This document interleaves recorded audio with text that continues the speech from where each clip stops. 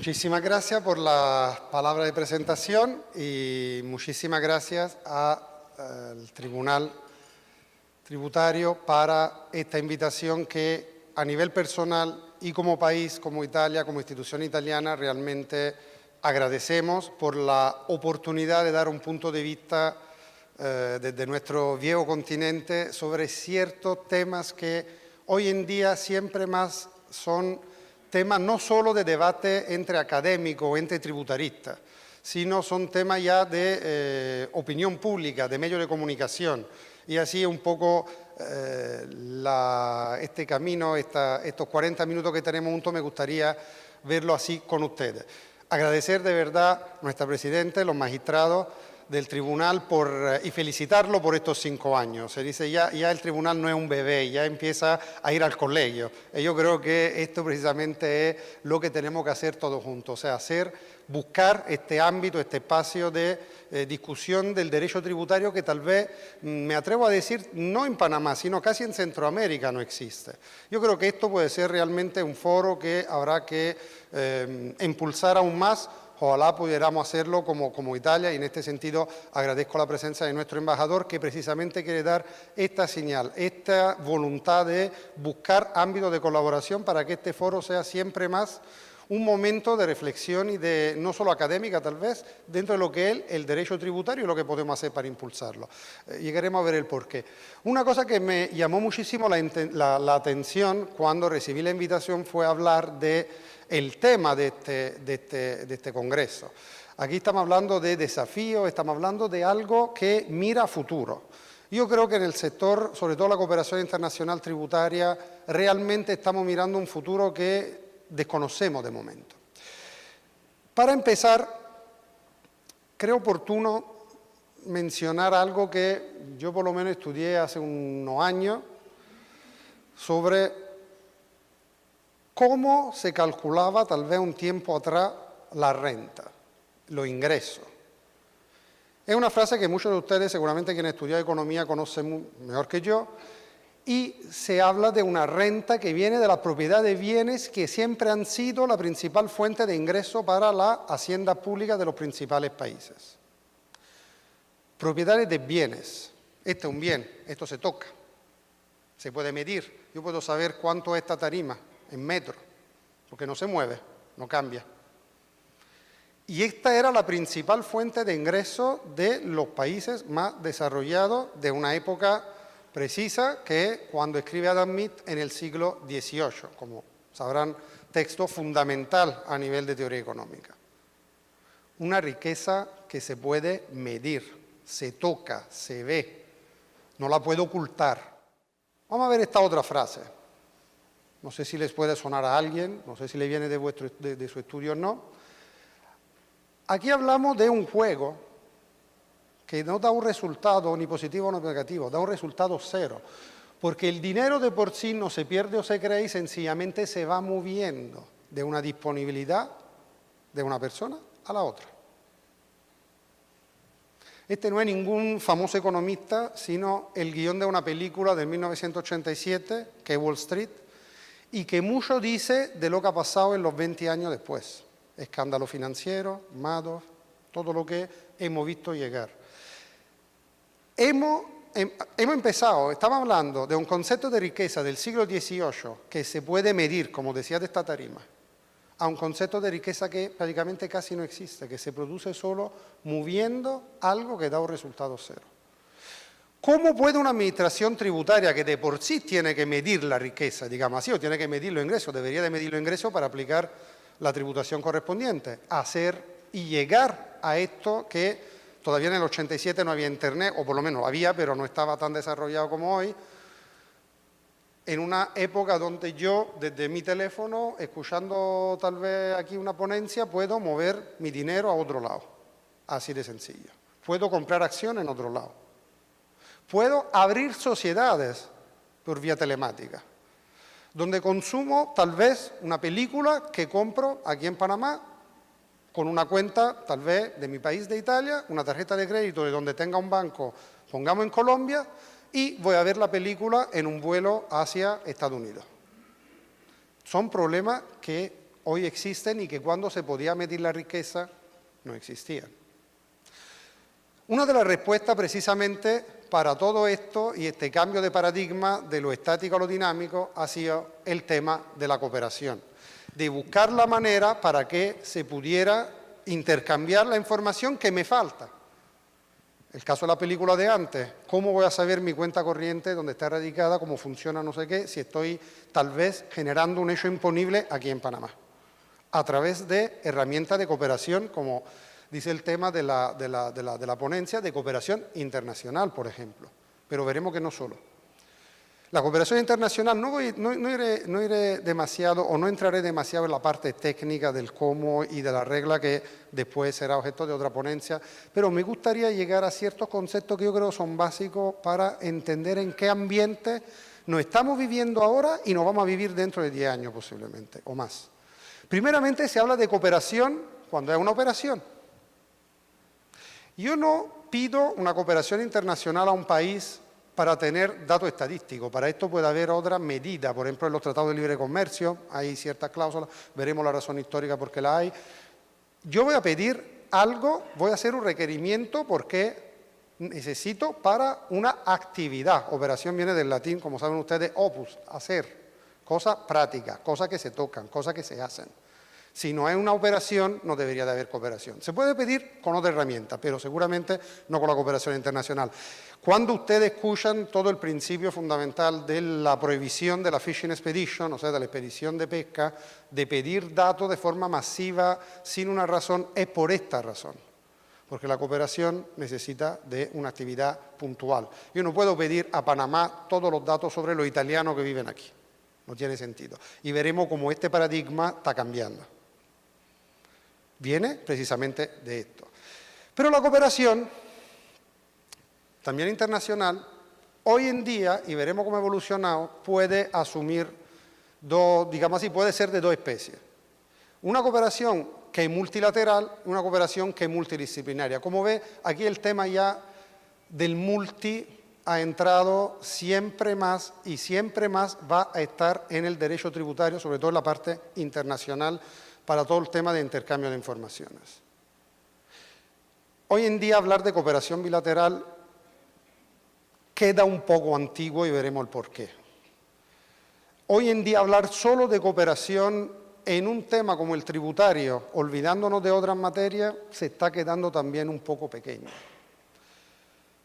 Porque, como decía, y volvemos a la frase del comienzo, las necesidades de conocimiento son completamente distintas hoy a las que podían ser, yo me atrevo a decir, no solo en el 1700, hace 20 años, hace 10 años, tal vez cuando yo estudiaba Derecho, hace 25 años, 20 años.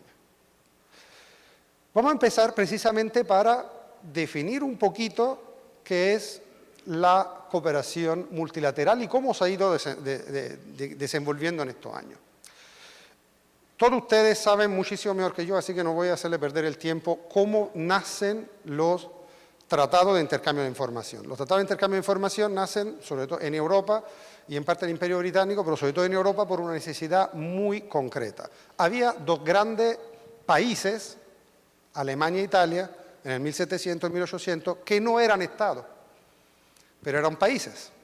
Mismo idioma, misma religión, misma familia que tal vez estaban sencillamente en un ámbito territorial limitado, pero donde había 2 o 3 estados, muchas fronteras, un problema de frontera, que se trató de hacer entre, sobre todo, final de 1700 y comienzo de 1800, tratar de superar la lógica monopolista y proteccionista del medioevo y llegar a una lógica un poco más de libre comercio en estos ámbitos definidos, sobre todo, vuelvo a decir, Italia y Alemania. Francia, Gran Bretaña y España tenían otros problemas en este sentido, que era el problema de las colonias, de cómo tratar a nivel tributario el intercambio con las colonias. Nosotros teníamos este problema. Esto hace que se empiecen a crear, sobre todo en el 1800, los tratados de comercio. Nuestra presidenta sabe muy bien de tratados de comercio porque lo gestionó de cierta materia. ¿Por qué en todos los TLC hay todavía una cláusula de intercambio de información? Por esta razón.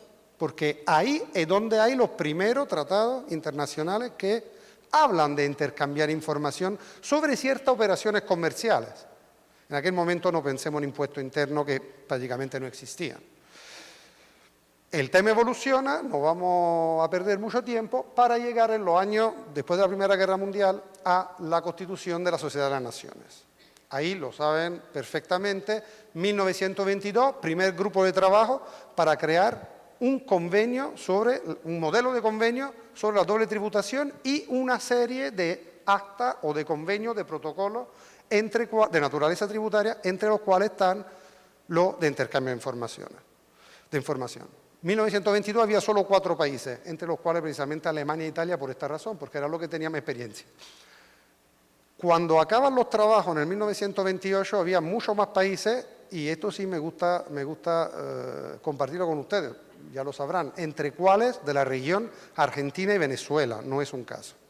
Eran los países en los años 20 que más tenía este tema de comercio, de intercambio, que necesitaban de trabajar y podían aportar. En 1928 se crea este primer convenio que después se utiliza. El primer convenio que nosotros tenemos como Italia es del 1931 con el Reino de Bélgica. El primer recurso decidido con sentencia pasada, digamos con sentencia firme, fue del 1939. Con lo cual ya en los años 30 había problemas de cómo aplicar estos convenios en este momento para evitar la doble tributación sobre todo. Ahora sí me gusta hacerle una pregunta. Si esto es la base de los convenios bilaterales, y esta es la base de lo que conocemos todos como artículos 26, 25, 27, dependiendo de los convenios, sobre el intercambio de información. Intercambio de requerimientos y espontáneo se agregó después. El intercambio de requerimientos se hizo porque de alguna manera se copió lo que eran los primeros tratados sobre asistencia judicial mutua de final de los 800, en particular el del Reino de Prusia. Estamos utilizando herramientas de los años 30. El intercambio de requerimientos es una herramienta de los años 30.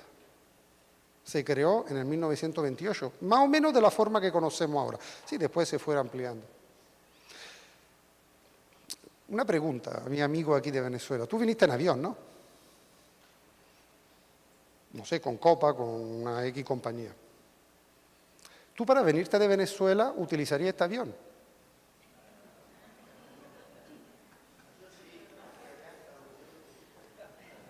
Con paracaídas incluido posiblemente, porque, o sea... Bueno, y entonces yo me pregunto por qué nadie de nosotros, creo, utilizaría una tecnología así. Pero en el intercambio de información estamos utilizando esta herramienta, como si estuviéramos utilizando este avión para viajar de Italia a Panamá, de Venezuela a Panamá, en fin, a España, perdón, no mencioné. Algo se tenía que cambiar. Algo se tenía que cambiar. Y el gran cambio, vuelvo a decir, una sociedad que ha cambiado completamente. Esto era hace 80 años el mundo, y posiblemente lo más avanzado del mundo. Hemos visto que esto realmente tuvo una evolución increíble en los últimos años, precisamente porque hemos estado, si me pasan el término, tal vez no muy académico, estancados en concepto y paradigma realmente casi del 1800. Cuando vemos esta línea del tiempo, empezamos a ver que, sobre todo a partir del final de los 90 en particular, pero de los años 2000-2005, hay una producción normativa increíble. Cuando se habla de, hoy en día hay muchos periódicos, este es un tema que vamos a hablar después, de FATCA, pero por ejemplo, ¿no? Todo el mundo conoce seguramente mejor que yo lo que es FATCA. FATCA es algo que viene también de experiencia, por ejemplo, que se hicieron en la Unión Europea con la directiva ahorro. O sea, la posibilidad de intercambiar de forma automática, hemos dicho que el convenio de 1928 y en todos los convenios después se habla normalmente de espontáneo requerimiento, alguno automático. De manera automática, como obligación para los países de la Unión Europea, información sobre los ciudadanos de la Unión Europea que tienen cuenta corriente, renta o algo en otros países. De manera automática. Aquí nadie me está escuchando, pero le aseguro con muchísimos problemas para aplicarlo. No fue fácil al comienzo, por razones técnicas, por razones casi lógicas, de diferencia de carácter. Piense en un intercambio entre Grecia e Italia, con alfabetos que son hasta diferentes, problemas de los dobles apellidos, por ejemplo, de España, o de Portugal, que lo tiene al revés, con lo cual tiene todos unos problemas hasta muy básicos que se tuvieron que enfrentar y que solucionar. No fue fácil, pero el principio estaba ahí, 2003. De ahí seguimos con el otro paso fundamental. Todos han leído en los periódicos aquí en Panamá y creo que sabe, hasta creo que mi empleada sabe lo que es el Global Forum, porque lo he escuchado tantas veces. El Global Forum ya existía dentro de la OECD. O sea, a partir del 2003, 2004, 2005 más o menos, se decidió de incluir una política mucho más inclusiva, o sea, tener otros países que pudieran discutir de ciertos temas, entre cuales el del intercambio de información. Y se empezó a debatir de esto. La reforma muy importante, yo creo que en aquel momento nos dimos cuenta, fue en Los Cabos, en México. Además, fue un Global Forum bastante complicado porque, a pesar de que supuestamente en el Pacífico nunca había huracanes, llegó un huracán, con lo cual todos tuvimos que movernos para Ciudad del México, y esto fue de verdad algo para recordar. Se decidió darle una función más. Quitamos todo el concepto de lista gris, negra o lo que sea en ámbito OECD. Tratamos de empezar una revisión entre pares de lo que son las cosas que se están implementando. Peer review, lo que, como saben, es otro tema de actualidad, no solo en Panamá, en muchos países. Nace como instancia en el 2009. Las reglas se dan en el 2010. En el 2010 empezamos, segundo semestre, con las primeras revisiones entre pares, sobre todo, digamos, de los países que se consideraban más preparados para enfrentar la revisión. 2010, el año del FATCA. Ve cómo ya la dimensión ha pasado de ser de bilateral a multilateral, completamente. Aquí ya no hay problema de tener un convenio, ya veremos que hay un tema con el convenio multilateral. Ya el tema es de reunirnos y de ver qué hacemos. En este sentido, FATCA es un poco una excepción. FATCA empieza como acta unilateral, hay que decirlo, de Estados Unidos. Una ley de Estados Unidos que se aplica respecto a sus ciudadanos, pero con una fuerte componente de influencia y de presión sobre intermediarios financieros que no son estadounidenses. Así empieza FATCA. La primera reunión que yo asistí de FATCA fue en febrero, en Roma, del 2010. Vinieron a presentarnos los compañeros del IRS de Estados Unidos, vino a presentarnos el tema de FATCA. Hemos tardado, yo creo, media hora solo para entender de qué se estaba hablando. Porque chocaba un poquito pensar que Estados Unidos pudiera imponer sanciones, por ejemplo, a un banco italiano, para no comunicar cierta información. Sobre todo porque al comienzo no existían los dos modelos que ustedes todos conocen, existía solo el modelo puro FATCA unilateral desde Estados Unidos. Fue ahí cuando, con los otros países europeos, por lo menos los más importantes al comienzo, se decidió de decir, perfecto, ¿sabe qué? Está bien, y como nosotros tenemos precisamente eso del 2003 que nos ayuda, vamos a hacer que yo te proporciono y tú me proporcionas. Ya el ámbito no es solo Estados Unidos país, ya el ámbito de Estados Unidos varios países. Con lo cual, la Unión Europea, el G5 en aquel momento la Unión Europea, empieza a poner la base para este intercambio, digamos, primeramente mutuo, no solo de un lado a otro, sino con reciprocidad, que es la base, como se sabe ya, de los modelos que hay de FATCA y que se están aplicando en muchísimos países. La base ya no es el intercambio de requerimientos, ya hemos superado el problema de tener la operación. El intercambio ya es automático. Esto seguramente impulsó mucho más que la directiva de la Unión Europea, por una razón, porque la directiva de la Unión Europea es algo que es solo para los miembros, 27 en aquel momento, 28 después. Ahora estamos hablando de algo que toca a todo el mundo. Paralelamente, ¿qué pasa con el anterior intercambio de información, para decirlo de alguna manera? Se implementa, mejor dicho, porque ya existía desde el 88, pero no se había implementado de esta forma, el convenio multilateral para precisamente el intercambio de informaciones que se hizo entre Consejo de Europa y OECD. ¿Por qué se implementa? Porque se abre la firma a países que no son del Consejo de Europa o de la OECD. Cualquier país puede entrar en este convenio. Es un convenio, entre comillas, antiguo, o sea, trata sobre todo la información a requerimiento espontánea. algo de automático muy poco, pero tiene unos cuantos temas que son interesantes para lo que veremos del multidisciplinario. También aquí, hoy es un convenio que tiene 139, si no recuerdo más, estados ya que han firmado, que participan, donde, un poquito después diré dos palabras más y tiempo, en el momento de entrar yo ya, y de ratificarlo, ya tengo red de convenio con todos estos países, a pesar de poder poner cierta reserva para algunos, pero de todas maneras, con una negociación entro, tengo el paquete hecho y al fin y al cabo me ahorro tiempo, dinero, gasto, y ya tengo una red de convenio muy amplia como para cubrir la, diría yo, mayoría de las necesidades que pueda haber. ¿Cómo seguimos aquí? 2014, consideren los primeros, sobre todo 2-3 años de implementación de FATCA, de los peer review, que como decía empezaron el segundo semestre del 2010, los primeros, digamos, tuvieron una decisión firme y se publicaron en el 2011. En el 2014, hay la reforma de esta famosa directiva ahorro de que estaba hablando, que sanciona la obligatoriedad, o sea, dice que prácticamente lo normal entre países europeos es intercambiar información de manera automática. Después pueden venir los demás para casos muy puntuales. Y yo creo que esta es la tendencia del futuro, pero lo hablaremos luego.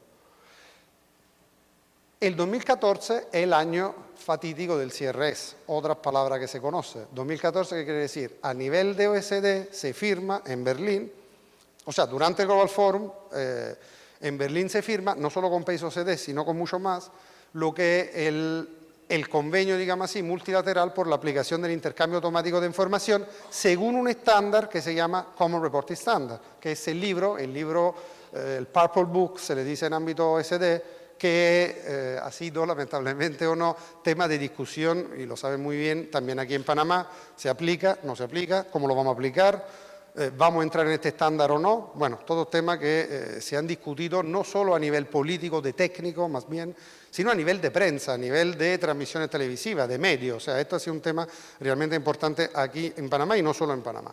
Nace en el 2014, reunión del Global Forum de Berlín, donde 98 países, me parece al comienzo, firman este acuerdo. Hay una serie como ven, 2017-2018, hay en el 2017 lo que se llaman early adopters, que son los primeros países que van a aplicar. Colombia, un país vecino importante, es un early adopter. Los países empezarán el 1 de enero a tener este intercambio de manera automática, con el estándar que se pone ahí, es un estándar técnico bastante complejo, hay una serie de documentos por cada país, aún más complejo tal vez, porque lógicamente hay todo un tema también de relacionarse entre administraciones tributarias y los intermediarios financieros que se hayan identificado. Hay dos enfoques en este sentido, uno un poquito más restringido, un poquito más amplio, pero bueno, que implica lógicamente la dificultad de diálogo entre estas entidades y después de transmisión de esta información a la administración tributaria del otro país que necesite de este dato.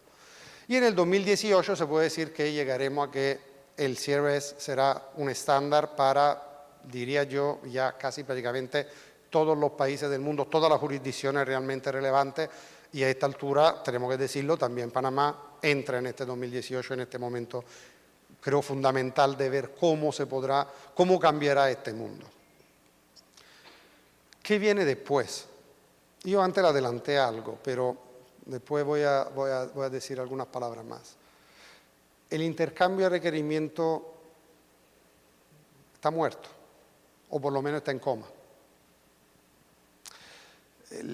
La realidad será utilizar siempre más, o sea, utilizar en vía normal el intercambio automático, no será tal vez en el 2018, pero posiblemente en la década del 2026, y solo en ciertos casos, y ahí vuelvo a decirle, entrará el tema del multidisciplinario, utilizar el intercambio a requerimiento, lo espontáneo que sea.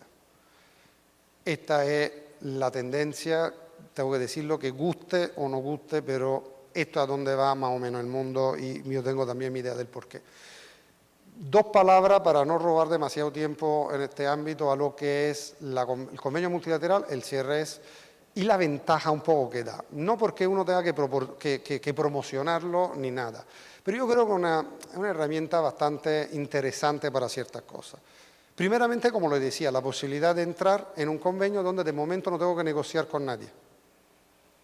Italia tiene una red de tratados de 95, si no recuerdo mal, ahora mismo tratados, tal vez hay alguno más, y algunos TIA, ¿no? Nosotros por años no hemos hecho lo que son los Tax Information Exchange Agreement, porque siempre por policy nacional se prefería un convenio de doble tributación. Ahora hemos empezado desde hace unos 5 años para atrás a hacer también esto otro acuerdo.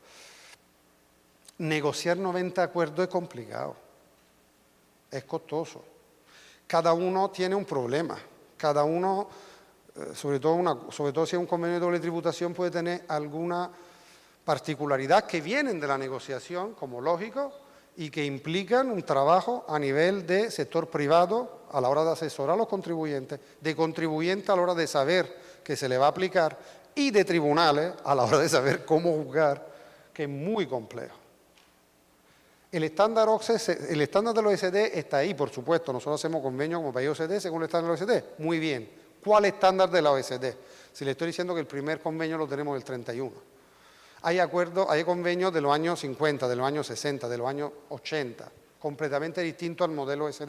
No completamente distinto, pero con mucha diferencia, digamos así, de un convenio de hoy. Sobre todo por el tema de intercambio de información, este tema con el convenio multilateral se puede superar. Es más, muchos dicen a esta altura, no necesitamos más de hacer, muchos países lo dicen así, Costa Rica, un vecino, es una de las ideas que tiene, no necesitamos más de hacer acuerdos de intercambio de información una vez que hemos entrado en el convenio multilateral. No me hace falta.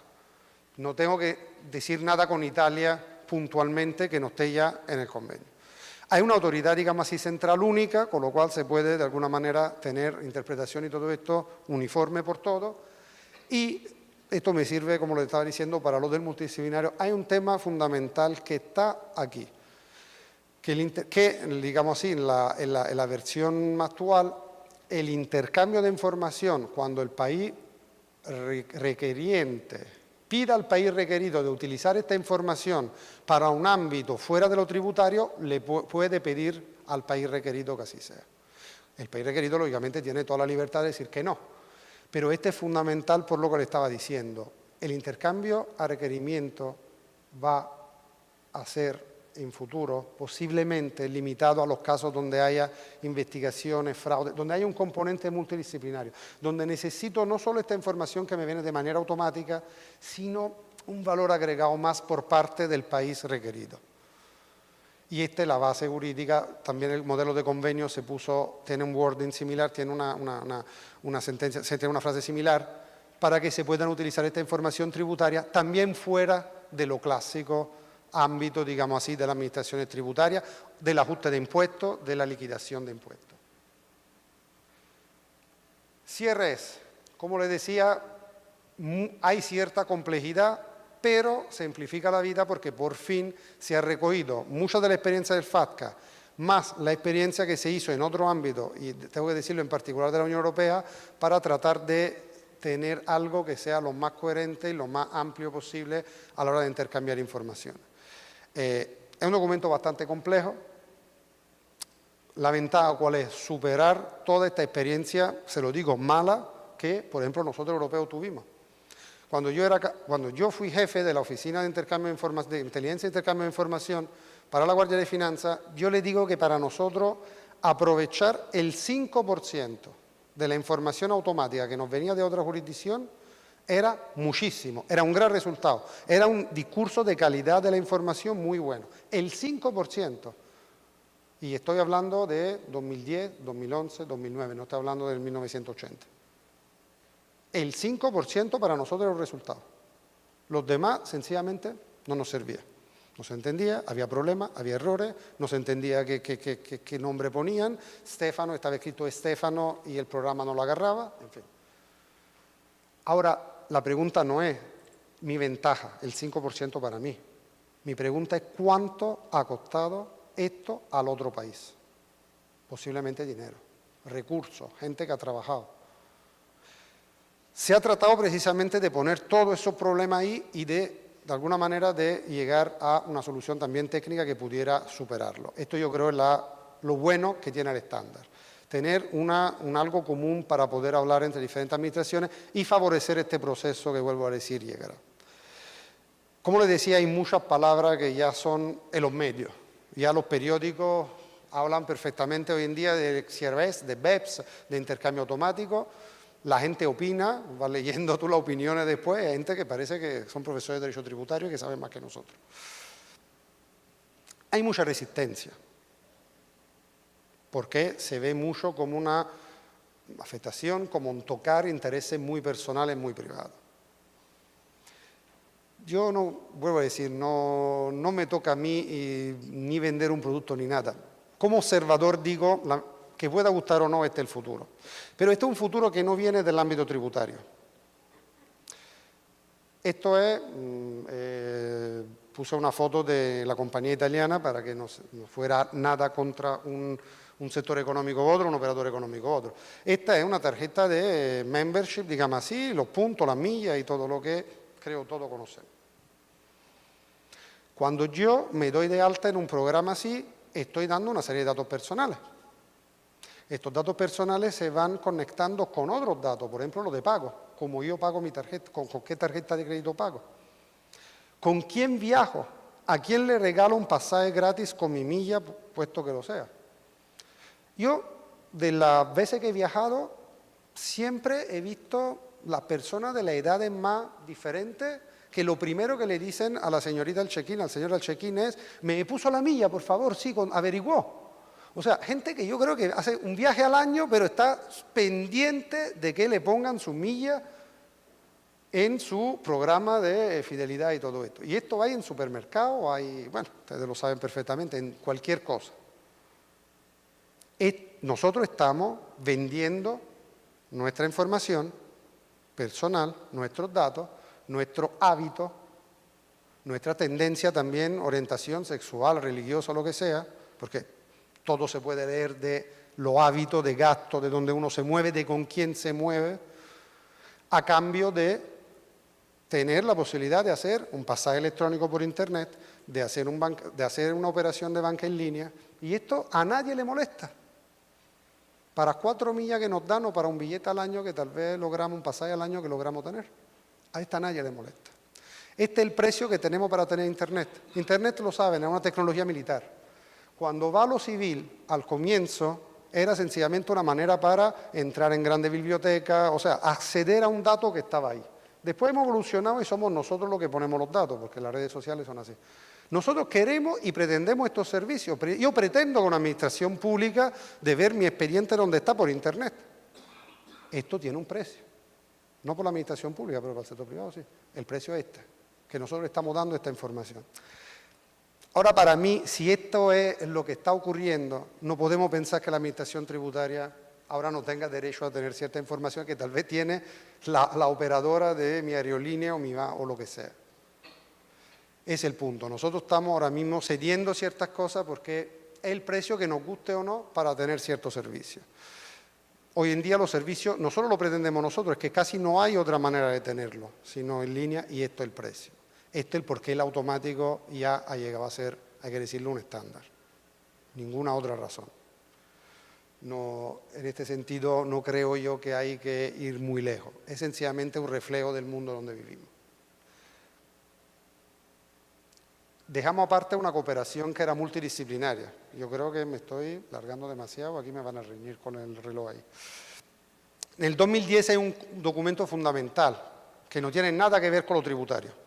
Uno dice, sí, la Agencia de Naciones Unidas sobre la droga y el delito, en el 2010 hace, en su relación, digamos así, que se hace cada 3 o 4 años, en la introducción dice algo que habla de economía y habla de que todos los temas ilícitos hoy en día están unidos de manera indisoluble a la economía. ¿Por qué se utilizan bancos, redes, tanto comerciales como de comunicación, que son comunes? Hoy en día, cuando se habla de lavado, se habla de plataformas de lavado. O gente que está lavando dinero en favor del narcotraficante, pero también está ocultando, por ejemplo, dinero que pueda venir, ingresos que puedan venir de evasión tributaria, ¿por qué no? delito o no, en este momento no interesa, de evasión tributaria. Y es la misma plataforma. Esto hace que hoy en día la evasión también tributaria, según un concepto que en Europa se está practicando bastante, es una evasión líquida, porque como los líquidos manchan los tejidos y no hay forma hasta de diferenciar. Hoy en día es muy difícil, y lamentablemente ciertos casos recientes que han tocado, yo creo de manera hasta injusta, a Panamá, demuestran esto. En el escándalo Mossack y Fonseca, puesto que puede haber un escándalo y puesto que puede haber lo que sea. ¿Qué hay detrás? Evasión tributaria, hay de todo. Y todo está ahí. Tal vez hasta utilizando la misma sociedad. Hay dificultad en ver lo que uno y lo que otro. ¿Qué necesitamos entonces? Dialogar entre, por ejemplo, administraciones tributarias y otras administraciones. Quien trabaja en una administración tributaria muy difícilmente tiene que ver con la Fiscalía. Para casos así, debería de verlo. Muy difícilmente se habla una unidad de inteligencia financiera y una administración tributaria o hasta una fiscalía, con el tema que en ciertos países la información de la unidad de inteligencia financiera es una información de inteligencia. Hay que buscar una piedra de Rosetta, algo que nos permita de ser realmente entender el idioma de los demás. Y esto es lo que se ha tratado de hacer bastante, a raíz sobre todo de algo que fue el diálogo de Oslo, que se promocionó no solo por la OECD, sino por otro organismo internacional, entre cuales también el CIAT, para tratar de poner en la misma mesa, precisamente, oficiales, funcionarios de administraciones tributarias, de fiscalías, de las otras instituciones que tuvieran que ver con el tema de los flujos financieros ilícitos de alguna manera. Eso que produjo, primer resultado, 14 de febrero de 2012, recomendación del GAFI. Los delitos tributarios son delitos presupuestos del lavado de activos. Esto antes no era así. Ahora los delitos tributarios entran dentro de los delitos presupuestos del lavado. Hay una conexión en decir que por lavado, y las legislaciones de los países se tendrán que, con el tiempo que sea, conformar con esto, tiene que reconocer que la evasión, aquí entra el debate, será delito o no será delito, pero bueno, puede ser un delito presupuesto del lavado de activos. Primer resultado fundamental del diálogo de Oslo. Segundo fórum que organizamos nosotros en Roma en el 2012, va más allá porque lleva este principio a nivel de G20.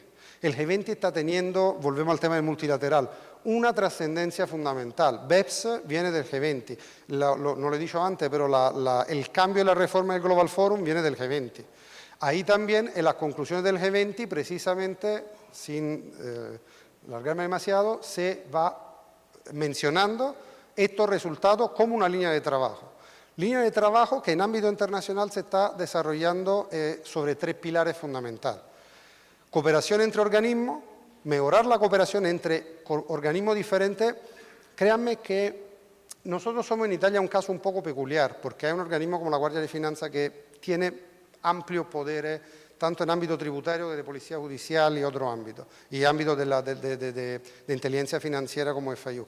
Pero hay países que, sobre todo en el ámbito tributario, es más fácil intercambiar información fuera del país que dentro del mismo país. Por ejemplo, en la región, sobre todo en Centroamérica, esta es una realidad muy común, no aquí en Panamá, pero en otros ámbitos sí, donde efectivamente es más fácil tener una información, más fácil que un país X de Centroamérica envíe información a Italia, que la administración tributaria de este país la pase a la Fiscalía o la Fiscalía a la administración tributaria. Esto hay que ver cómo buscar la manera de hacerlo. Mejorar la cooperación internacional y crear técnicas común y prácticas de investigación multidisciplinaria. Solo para que sepan que esto lo hay, son disponibles online, hay un catálogo, digamos así, de mejores prácticas en términos de cooperación entre organismos, que puede dar una idea de cómo montar un sistema así entre administraciones del mismo país. Lo mismo se hizo a nivel de cooperación internacional. ¿Por qué? Porque aquí estamos tocando ámbitos distintos a los tributarios. ¿Cómo se hace? ¿Cuáles son los requerimientos que se pueden tener para una asistencia judicial mutua? ¿Cuáles son los requerimientos que hay en ámbito, por ejemplo, de unidad de inteligencia financiera? Creo que hoy también el aniversario de la unidad de inteligencia financiera de Panamá, de la UAF, para intercambiar información dentro de una red de inteligencia que ellos tienen, donde intercambian. Es bueno saberlo para que los procedimientos sean lo más legítimos y legal posible. Entonces, esto es una posibilidad y ahí está. Y yo creo, aún más importante, no porque lo llevamos nosotros, pero porque creo que el tema de sentarse a la misma mesa es fundamental, se creó un programa de capacitación en temas de investigación criminal tributaria, donde la Escuela de la Guardia de Finanza en Italia, en Roma, es precisamente el centro mundial elegido por este programa de los Law Dialogue para poder dar estos cursos. Son 3 niveles de curso donde han participado muchísimos funcionarios de la región, incluyendo a Panamá. Han estado desde el primer curso, hubo un funcionario de Panamá, de la DGI en aquel momento, de la NIP en aquel momento, en este curso, y que ahora sigue la DGI. No sé si me he alargado demasiado, porque hay otra parte importante que tratar de hablar, a ver si soy capaz de resumirlo lo más posible, que es el tema de la inteligencia fiscal. ¿Qué tiene que ver con esto? Tiene mucho que ver. Tiene mucho que ver si le damos, yo creo, el sentido correcto, a nuestra manera y desde nuestra perspectiva, que hay que darle a la palabra. Nosotros vivimos todo en un mundo como este objeto de 3 dimensiones, ¿no? Tocamos las 3 dimensiones y esto es. Se nos olvida en ciertos casos que toda la actividad también de lo que se llama law enforcement tiene 3 dimensiones, la de la interdicción y la de la investigación, toda. Que se esté trabajando en sanidad, que se esté trabajando, toda actividad que implica el cumplimiento de la ley necesita de estas 3 dimensiones. Para hacerlo un poco más fácil, poniéndolo así en un eje casi temporal, aunque no sea tan distinto, este es precisamente el punto. La inteligencia, o sea, la capacidad de previsión, piensen ustedes los retenes que hace la policía para el tema de alcoholemia. ¿Lo ponen en todas las calles? No. Lo ponen donde sabe, por ejemplo, que hay salida de lugares de noche o salida obligada, o sea, lugares donde efectivamente tiene que pasar. Esta es previsión, inteligencia. La actividad de retén que se hace es la fase de interdicción, o sea, de prevención. No es solo la sanción o no, es que se haga prevención y que la gente vea retén, sepa dónde está el retén y diga, ¿sabes qué? Hoy mejor que no tomo, tengo el conductor designado, agarro un taxi, agarro esto, agarro lo otro. Y la última fase, que lógicamente es la reacción del ordenamiento jurídico, la investigación, la sanción. Estas todas vienen. La fase de inteligencia es la fase de previsión. Adelanto un concepto, de generar conocimiento. Entonces, ¿qué es exactamente inteligencia, sobre todo en ámbito tributario? Yo creo que hay sentido en la región, o se le da a la palabra un sentido muy distinto. Hay un primer enfoque de la palabra inteligencia, sobre todo tributaria, que tiene mucho que ver con esto. Películas, operaciones especiales, agentes encubiertos, informantes y cualquier otra cosa bueno, hay todo el corolario de carros, cóctel, en fin, todo lo que sea. Una actividad que tiene mucho más que ver con tal vez las fuerzas especiales o la fuerza de policía que con una administración tributaria. Y hay otra lógica. Esto viene sobre todo de una experiencia peculiar que es la experiencia de Brasil. Por esto que en la región se suele dar a la palabra inteligencia tributaria este sentido. Brasil, digamos de alguna manera, importó un sistema, sobre todo el sistema del Criminal Investigation del IRS, y lo hizo así, operación encubierta, informantes y cosas. Yo creo que hay otra también manera de ver la palabra o de entender la palabra inteligencia tributaria. Ese es un portal, no sé quién lo conoce, es bastante, en Europa sobre todo bastante difundido, de subasta online. ¿Qué quiere decir? Yo quiero vender este micrófono, lo pongo en este sitio, eBay. Con eBay se hizo un control multilateral interesante en Europa hace años, pero dejámoslo aparte.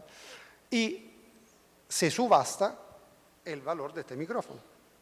Hay un sistema de feedback, de retroalimentación, hay un sistema de evaluación del usuario. Yo necesito de conocer, por ejemplo, conocer qué modelo es, conocer en qué estado está, conocer si la persona me lo va a vender o la persona me lo va a comprar es confiable o no. Saber cuál es el precio de mercado. O sea, tengo que generar conocimiento para poner una apuesta, entre comillas, y llevarme el bien. Hasta el timing es fundamental. Saber si voy a poner mi valor un día antes o 5 segundos antes que se acabe la subasta. Es una estrategia. Todo esto nace de un análisis de un mercado, de un ámbito, de una persona, por lo que puedo ver, que me proporciona el sistema. Esa inteligencia, porque genera el conocimiento. Hablar de inteligencia tributaria, a nuestra manera de ver, no solo mía, es generar conocimiento. Donde yo no tengo el conocimiento, ahí lo genero. Yo no puedo pensar que todos los contribuyentes de Italia paguen justamente su impuesto. No lo sé. Y no puedo saber cuáles son todos los evasores. Tengo que sacar esta información, este conocimiento de una serie de otros datos. Esta inteligencia no tiene que ver con hacer operaciones encubiertas ni nada. Esta es una fuente, lo veremos. Puede ser una fuente para las administraciones que tengan estos poderes o que puedan intercambiar este dato. ¿Y cómo se genera entonces, o cómo deberemos de generar este conocimiento? A través de un juego que se llama Siglo de la Inteligencia, que empieza por una actividad de dirección y planificación. Como cuando quiero subastar este micrófono, tengo que saber qué quiero buscar, qué me interesa buscar, qué fenómeno quiero entender de mi realidad de contribuyente, de mi universo de contribuyente, para direccionar las acciones correspondientes, porque no tenemos recursos ilimitados, ojalá. No podemos auditar ni investigar a todo el mundo, y no sería ni correcto, yo creo. Nosotros tenemos el principio de la autodeclaración, como todos ustedes, y creo que firmemente que es algo que hay que mantener en una sociedad moderna. Dirección y planificación veremos que va a volver en otros momentos y es el impulso fundamental de cualquier siglo de la inteligencia. Ahí viene la otra etapa fundamental, la recolección de noticias. No se habla de información en este momento, se habla de noticias. Este es un momento delicado. Aquí puede entrar toda la actividad que ustedes quieran, leer los periódicos, ver la crónica social de, no sé, Mundo Social de aquí, ¿por qué no? Acceder a bases de datos propias, de terceros, privadas, públicas. Puede ser un análisis, puede ser un comienzo que venga, un insumo que venga de un pedido de cooperación internacional. Lo decía ayer algún compañero, en el momento que un país, que Francia, que España, me pide algo sobre un contribuyente mío que está trabajando ahí. O sea, si un compañero se está preocupando de esto, ¿es un insumo, puede ser un insumo para mí o no? O digo, bueno, venga, le contesto lo preciso, adiós, hasta luego. Puede ser un insumo que entra en este siglo de la inteligencia. Ve cómo el tema no tiene tanto que ver. Después, lógicamente, puede venir de otros procedimientos judiciales, puede venir de operaciones de policía. En este caso entra el tema de, donde hay sobre todo un tema de lavado de agente encubierto o lo que sea. Puede venir de un informante, pero es solo noticia. De momento es una noticia, que todavía tiene que una vida, pero asumir una vida propia le necesita algo más. Estamos hablando de algo que de momento no está en ninguna ley, ¿verdad? Y aquí la pregunta que veremos después es, ¿dónde entra o no en el procedimiento tributario? Aquí estamos hablando de noticias. Estamos hablando de seguir con el procesamiento de esta noticia, o sea, meterlo en nuestro siglo de la inteligencia de la forma que sea, vuelvo a decir, que sea una fuente abierta, que sea una fuente cerrada, que sea un informante que venga de otro procedimiento, que venga de otros países.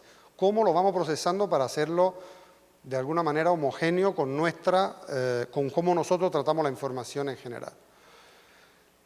De ahí llegamos a la actividad de análisis y de producción. Aquí la noticia o las noticias, dependiendo, llegan a ser producción. Un producto, un reporte, un resumen.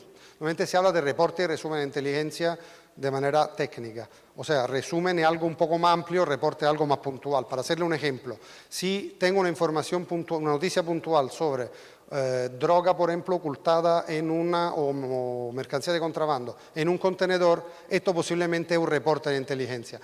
No necesito mucho, no necesito análisis. Necesito que la unidad que está, por ejemplo, en el puerto, vaya, abra el contenedor y sencillamente diga si hay o no hay mercancía de contrabando. Ya.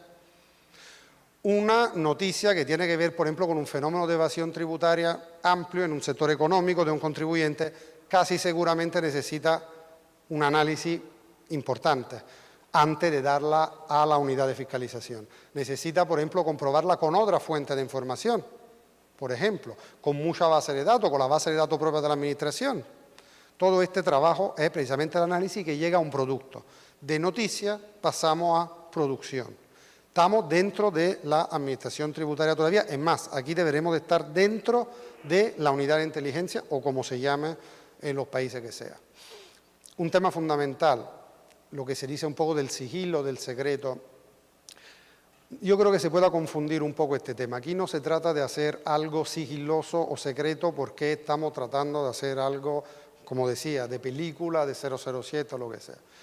Aquí sencillamente se está tratando con un tema, son temas muy sensibles. Si una fuente viene y me dice que la empresa X son un evasores total, están haciendo un fraude fiscal millonario, esta es una noticia. Yo no voy a hacer la comprobación fiscal, la auditoría fiscal. Esta es una noticia. Si yo saco esta noticia así, ¿qué consecuencias, sin ninguna forma de verificación, de contraste o lo que sea, qué efecto puede tener esto? Pensemos otra vez, lamentablemente, al escándalo Mossack y Fonseca, cuando salen noticias así, por el aire, sin un contexto temporal, sin un contexto, hasta legal. Lo que le puede parecer al informante, para poner una persona, porque las fuentes humanas son las más peligrosas, lamentablemente, un caso de evasión puede ser perfectamente legal. Si yo saco esta noticia así, ¿qué efecto puedo tener en una economía hasta de un país? Pensemos datos sobre personalidad política, en fin, lo que sea, empresa importante en un mercado. Así que esto, el tema del secretismo de alguna manera o de mantener reservadas ciertas cosas, es que ahora no tenemos nada. Todavía no hay nada. Esto es un producto de inteligencia. Punto. Ahora vamos al punto para mí fundamental, la difusión. ¿Cuáles son nuestros clientes? Normalmente la función de inteligencia fiscal tributaria tiene dos clientes fundamentales. Las unidades de inspección o fiscalización, o sea, la que sí van a empezar un procedimiento de fiscalización, de auditoría de un sujeto, persona física o jurídica que sea, o más bien, y son muchos los casos, puede ser nuestros decisores políticos. Por ejemplo, entendiendo que hay algún vacío en alguna normativa que puede permitir cierta evasión. Esto podría ser otro producto. Entonces el tema no va a una actividad de fiscalización o de auditoría, puede ser para nuestros decisores, nuestro director de nuestra Dirección General de Ingresos, de agencia, lo que sea, que puede decidir, por ejemplo, de impulsar un cambio normativo. ¿Por qué no? Si se han detectado una serie de fenómenos, por ejemplo, de posible evasión debido a un vacío legislativo, a la necesidad de mejorar algo en los procedimientos de la Administración. Así que, como ven, los productos pueden ser muy distintos. Puede ser algo que no interese a mi país o interese a otro.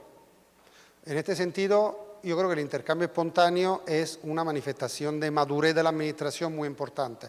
Cuando yo llego a tener unidades que me envían noticias diciendo, yo ya he hecho mi trabajo, pero haciendo mi trabajo me he dado cuenta de que hay esto que le interesa al país X, a Panamá. Hay que dárselo, porque no, quiere decir que ahí se entendió bien el tema de ser multilateral y de ser comunidad en esto. Así que, como ven, puede haber varios productos que lleguen a una difusión a sujetos distintos. Y como ven, el ciclo se cierra porque otra vez se llegará a la dirección y planificación. ¿Cómo? A través de la retroalimentación. Si yo estoy diciendo y llego a la conclusión, porque mi ciclo de la inteligencia me lleva a la conclusión que una empresa X está, por ejemplo, cumpliendo ciertas actividades que llevan